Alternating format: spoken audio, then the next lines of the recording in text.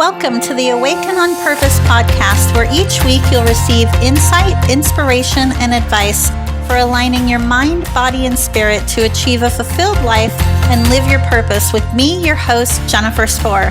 You'll also hear from other leaders who share their inspirational stories and wisdom in living fulfilled, on purpose, and making an impact. If you're a mission-driven leader and you're passionate about learning and integrating all the things that empower you to live and lead a fulfilled, purpose-led life, this is the show for you. Hi, everyone. It is my absolute pleasure to welcome as a guest to the show today, Laura Doyle.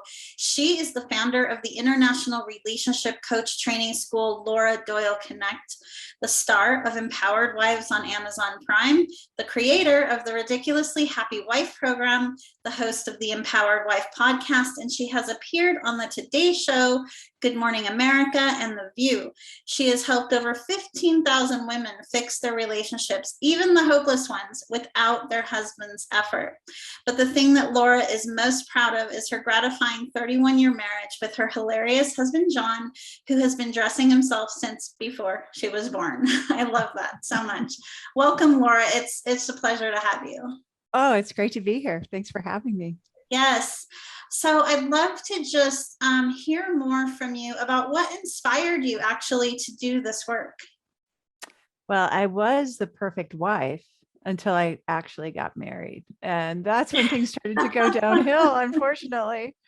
I just remember in my early marriage trying to help my husband. I was going to show him how to be more ambitious at work and more tidy around the house, and also eat healthier and how to be more romantic.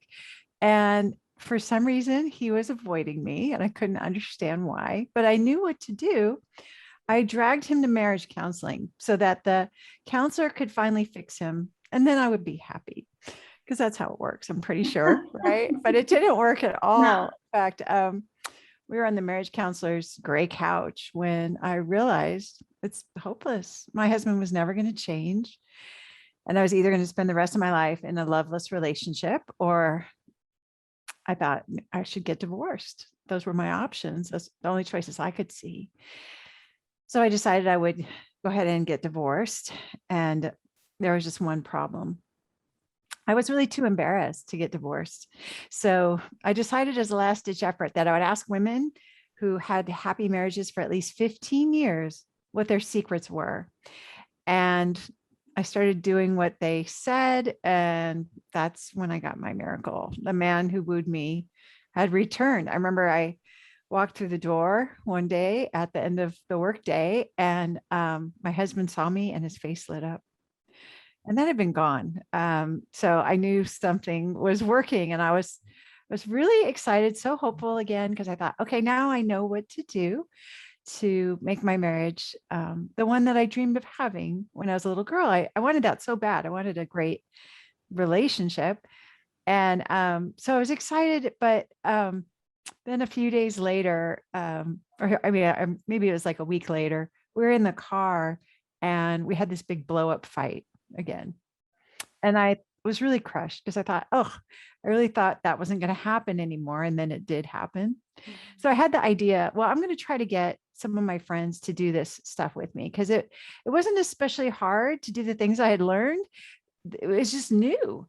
And so I thought, if I have a support group, that I felt like that could help me really stay on track more. So I got like four of my girlfriends. We met in my living room. And sure enough, we're seeing miracles. One woman's husband won the sales contest at work and said, I'm taking you on the most romantic getaway of our lives. And he did. Mm-hmm. And she was so excited about that because she'd been struggling in her marriage too. And another one said, this is not going to sound like a big deal, but we've been bickering about him painting the family room for months. And he just decided to paint the family room. And he did it with a smile. And he was so proud today. So she felt like that was a miracle. And so we knew we were onto something. And one of the women said, can you write down what we're learning so that I can give it to my friend I was her cousin, I think, in Florida. And I was like, okay, yeah, I'll do that. And that book ended up becoming, that was my first book. It became a New York Times bestseller. It's in 19 languages and 30 countries. I just sort of accidentally started this worldwide movement of women who wanted to make their marriages last and thrive, wanted to feel desired and cherished and adored in their marriages. And so now we've had over tens of thousands of women come through the campus. We're celebrating our 20th year of empowering women to have ridiculously happy marriages. Fantastic. Oh my gosh, celebrating you. I love that so much. I have a feeling I know what it is, but what is the number one thing that changed everything? The number one thing, gosh, it's hard to sum it up and just as one thing, but I think I would have to say that probably the biggest problem I had in my early marriage was I was too helpful. I thought I was supposed to help my husband. I thought I was supposed to help him, all those things I mentioned, right? Like help him with his resume and help him incorporate more vegetables into his diet or whatever. And I didn't know that being helpful in wife language is the same as being critical in husband language. It was like disrespectful.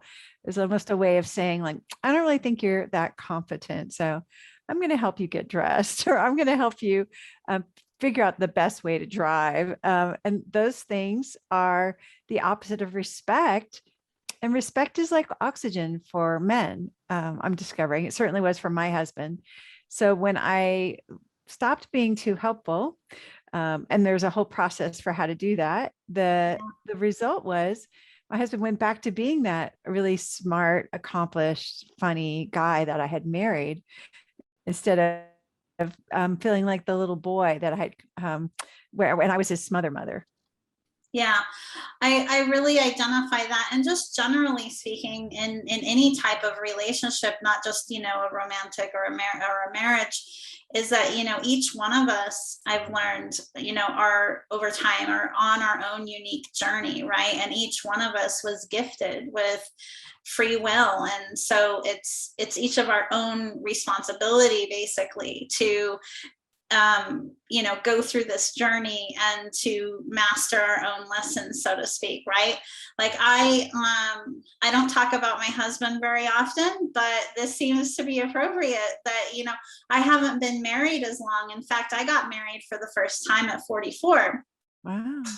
But I really relate to what you're saying, because as connected as I am, and I coach and mentor people, that's the work that I do. I still found myself in a place where I was doing the same thing. Basically, I thought that I was being helpful, but I really wasn't. And he felt like he was losing kind of his own autonomy. And it actually,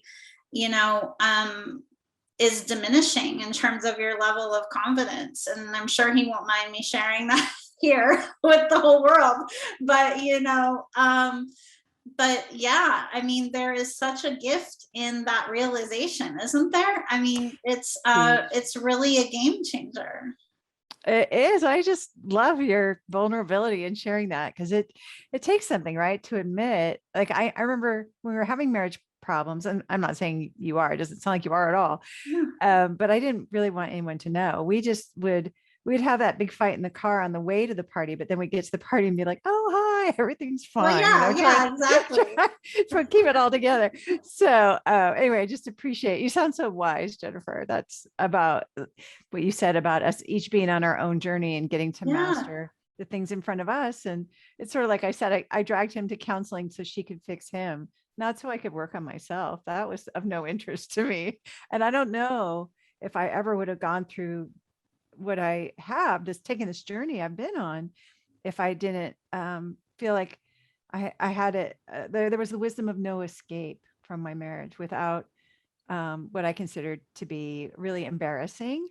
I had to either look at myself and change the way I was showing up, or I was going to go down that other path of having a divorce. So and it ended up being the best self-improvement program I can imagine. So much so. I mean, like, I just want to give you a virtual high five right now, because it's like so true. Yes, we're doing it for those who see the interview on YouTube. Yeah, it's so true. Our relationships are some of our greatest teachers in life. And whenever we're feeling triggered by something, and you said it in so many words, it's a mirror for us. Absolutely. It's like, okay, this is rubbing me the wrong way. what's going on within me, that Yes. I need to heal. And marriage, just for me so far, has been such a valuable experience too, in that it really has just taught me so much about just also, aside from already being a coach and a mentor, right, it's just like accepting someone for who they are at just a whole nother level. So Yeah. yeah, it's just been great. Yeah. You're absolutely right. Relationships are a mirror, and you can run away from the mirror. But then I remember when I was thinking about getting divorced, I was like, I just need to find somebody who's a better match for me. And now looking back, I'm like, I would have found somebody else and just kind of run through that, found another handsome, smart, accomplished, funny guy, and then ended up in the same spot because I had certain attributes to my character that were, I was untrained in the intimacy skills, right? And how to Yes. really be intimate, or how to treat the relationship as a mirror instead of the blaming, kind of going into a victim mode. Projecting. Yeah. Yeah, projecting. Yeah, exactly. And Yes. having Yes. expectations, and really just also not knowing how to stay with myself. Like getting so confused about, I call it my paper, his paper, right? Like when you're in school, you're supposed to keep your eyes on your own paper, right? Stay in your own lane, and not worry about what the kid next to you is doing. And so now I think about that a lot. Like, is this on my paper or is that on his paper? And now I know the difference. And some things are on both of our papers jointly, like housework or paying bills, or I don't know, insurance and stuff like that. So, certainly if you have kids, that can be on both of your papers. But just having that clarity of like, wow, if it's not on my paper, I don't really need to concern myself with it, is both a challenge and a freedom. It's so unburdening to be able to let go of the things that are on his paper, but also be really clear about what's on my paper, like my desires, right? Was a big one that I think I wasn't very good at being able to express. And that was a shame because my husband just wants to make me happy. And I didn't believe that he did, because I thought he's never doing the things that are making me happy. And the truth was I wasn't good at expressing them at all. In fact, one of the things I used to do was I would complain, and then I thought I had said what I wanted. And of course I hadn't. Like I would say, John, this kitchen is a disaster area. And I thought he was going to jump up off the couch and start cleaning it. Well, that never happened. So I think you probably could only hear John, blah, blah, blah, blah, right? Couldn't hear the complaining after that. And then one day I finally learned that I could just say what I wanted. So I said, John, I would love a clean kitchen. And he goes, okay, I'll clean it. And he did. He jumped up and cleaned it. And then he's been cleaning it ever since. And that's been over 20 years. I never do the dishes around here because my husband knows it makes me happy. So he's glad to do it. He does it with a smile. I thank him every single day. I'm always like so ecstatic that that's done and I don't have to do it. So that worked really well. That's fantastic. What role do you feel that spirituality and mindfulness play in maintaining a healthy relationship? Well, I would put it this way. So I know for me, my husband's really getting on my last nerve, like when I'm like, oh my gosh, how can he be so, or whatever it is, right? Immature, irresponsible, or whatever it is, thoughtless, careless, or rude. It's almost always because I'm either depleted or just kind of overtired, overworked. I remember one time, just a few years ago, I was actually flying back from a cross country trip where I'd been out to speak, to show I was going to tell other women how to be respectful of their husband. But then I did some poor planning and I ended up kind of sleep deprived. And I was also pretty over hungry. And my husband picked me up at Los Angeles airport. And I was rude. I was just depleted. I was a mess. So I was saying like, don't circle the airport again. I'm going to be right out. Like you can't just stay on the curb in the car, right? In the airport. And then I got in the car and I was saying, oh, I'm so hungry, and he's suggesting places and I'm going, no, that sounds terrible. No, that sounds awful. And I'm not like that very much anymore, thankfully, because I'm more mindful of what the care and feeding of Laura, I guess I would say. So I think that kind of explains what happens next, which is that he looked at me, he started laughing, and he goes, "It's nice to see you too," like that. So, oh, I was busted, right? It was like so clear. I was just a cranky mess, and there was nothing to do but apologize for how I was behaving. But so the mindfulness part comes in for me with really just paying attention to Laura. I ask myself a lot, how do I feel? What do I want? How do I feel? What do I want? So it could be, I'm tired. I want to go take a nap, and I'll just march myself into bed, or I want to take a break from work, or I need some mindless entertainment. Like I'm going to watch some Netflix or whatever it is, right? Like I'm really always paying attention to that. And I think that was really missing for me back in the old days when I used to not just get cranky, but really be a rageaholic. Like Godzilla would just come through and rip whoever it was, hapless store clerks or bankers would unfortunately encounter my wrath, not just my husband. And I would always end up with like such a hangover afterwards. It didn't feel dignified, felt awful, really. And so now the way to prevent that, like my self-care is my self-control. Yeah, I love that. And what role, I mean, just to dig a little bit deeper, what role do you feel spirituality plays, right? I mean, essentially, a lot of people, I want to preface this with just saying a lot of people do associate spirituality with religion, but it isn't necessarily, No, right, the case. Yeah. It's more of like the belief or having a faith or some type of belief in a higher power. What are your thoughts on how that contributes? Well, one of the things we talk about a lot on our campus is how so being too helpful is it's a form of control in a way. And all control is based in fear. If you're not afraid, you don't have to say, well, you better not get on the freeway at this hour. We're going to get stuck in traffic. Or, you don't have to, if you're not afraid, you don't have to tell them that a 2-seater car is not very practical for a family of 4. Or, if you're not afraid, you don't have to tell him that, Coke has a lot of sugar, and, if he drinks 2 cans a day, that's, it's really not good for him if you're not afraid. So, and because control and intimacy are opposites, right? If you want to have intimacy, you got to release that control. And if you want to be in control, well, the intimacy is going to go. So it's like light and dark. You can choose one or the other. And so the spirituality piece comes in choosing your faith over your fear. So for instance, I might be thinking to myself, like, so one of the things I did as part of this journey of creating the marriage that I have now, where we laugh together a lot and is passionate and playful, was I decided to relinquish control of the finances to my husband. He handles paying all our bills and, just the taxes and everything related to that. And that was a huge fear of mine. Early in my marriage, I had a ton of fear of financial insecurity. I think I had like a subscription to Fear of Financial Insecurity daily, and I read it like many times a day. Oh, no. And so that was a big. That must have been so stressful. It was, but I didn't know I thought something I arrived at my marriage with already having. It had nothing to do with my husband. So, but relinquishing control of that. So that meant I did a lot of shallow breathing sometimes, like, okay, is he going to pay the taxes, or, are we going to owe a late fee or whatever, or, are we going to have enough money to make the mortgage, or so, but it was a process of choosing my faith over my fear and just really finding evidence, like, well, he's really responsible guy. He's smart. He's been dressing himself since before I was born, just making that list.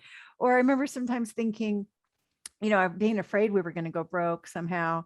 And then just making a list of all the things I had, like, okay, I have, there's gas in my car. There's a little cash in my purse. I still have some of that expensive, that overpriced eye cream. So I'm not in danger of premature aging. So just kind of making a list. Gratitude. Like, right now.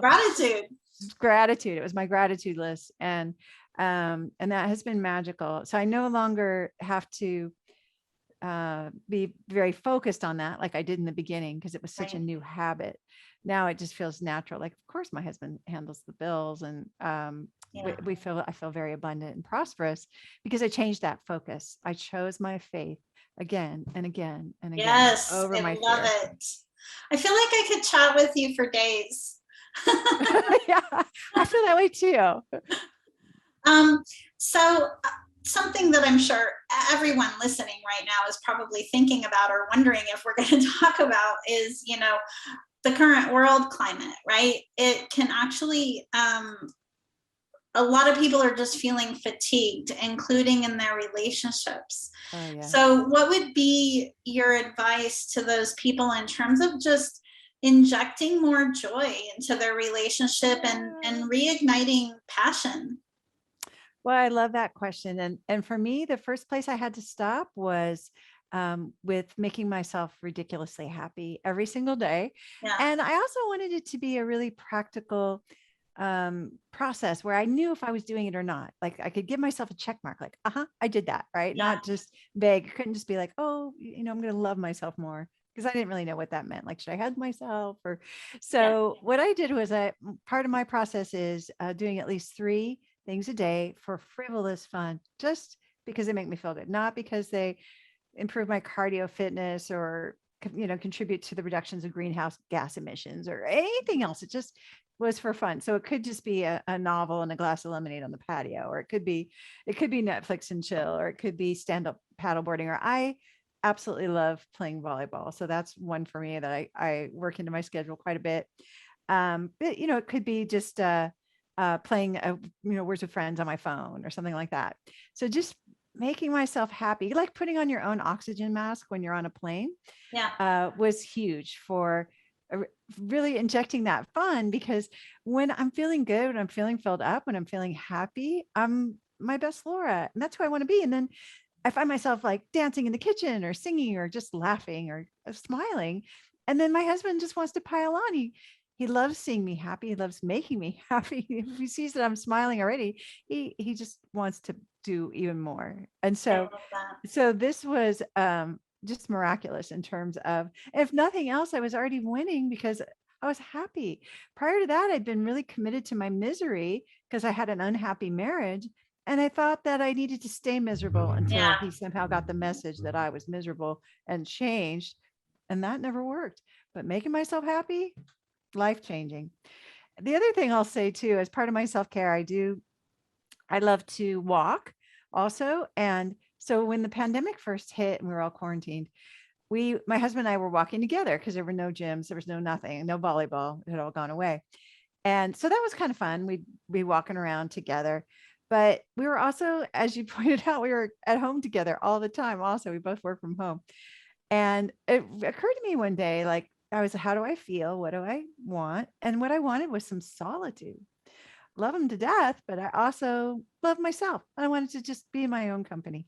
So I remember saying, you know what? I'm going to walk on my own today.